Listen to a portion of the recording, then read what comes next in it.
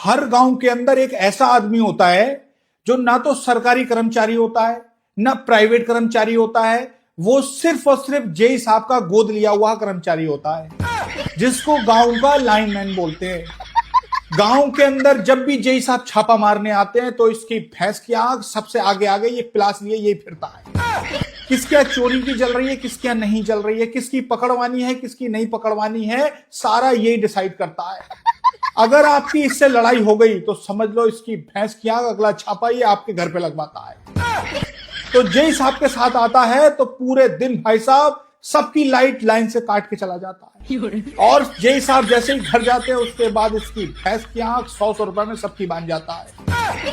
अगर किसी का मीटर खराब हो जाता है तो ये भाई साहब डायरेक्ट जोड़ देता है और कहता है अरे टेंशन क्यों ले रहे हो यार, मैं हूं तो बैठा हुआ, जब तक मैं हूं तो टेंशन क्या लेने की जरूरत, ऊपर वाले आएंगे तो मेरे पास, मैं तो लेके आऊंगा उनको। तो इसकी भैंस की आंख सीधी डायरेक्ट जलवा रहा है ये। और किसी के ट्यूबवेल होता है, किसी के चक्की होती है, किसी के बड़ी बड़ी मोटर चल रही होती है, किसी का कारखाना फैक्ट्री होती है, तो उसके भाई साहब ये बहुत चाय पीता है। जब भी देखोगे तो उसके लेटा और बैठा मिलेगा ये। और अपनी गाड़ी पे बिजली विभाग तो ऐसे लिखवाता है जैसे एसडीओ साहब इसी को रिपोर्ट करते हो। किसी मान्यता प्राप्त कर्मचारी के पास इतना सामान नहीं होता है जितना इसके पास सामान होता है। इसके पास खंबे पर चढ़ने वाले जूते मिलेंगे, इसके पास वो ग्लव्स भी मिलते हैं जिसको पहन के नंगे तार छू लेते हैं, इसमें करंट नहीं लगता है।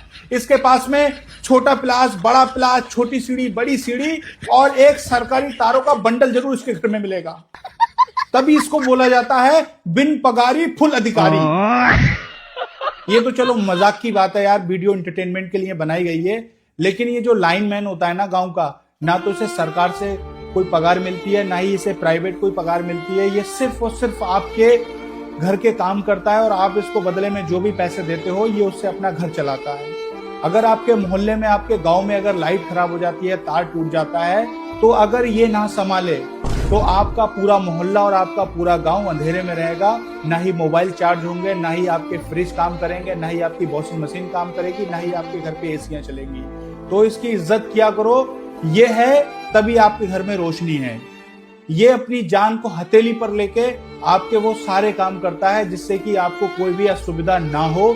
इसलिए इसको कभी भी दलाल, कभी भी दोगला, कभी भी मुखबर या कभी भी इसको ठेकेदार वगैरह जैसे गंदे शब्दों से संबोधित मत किया करो।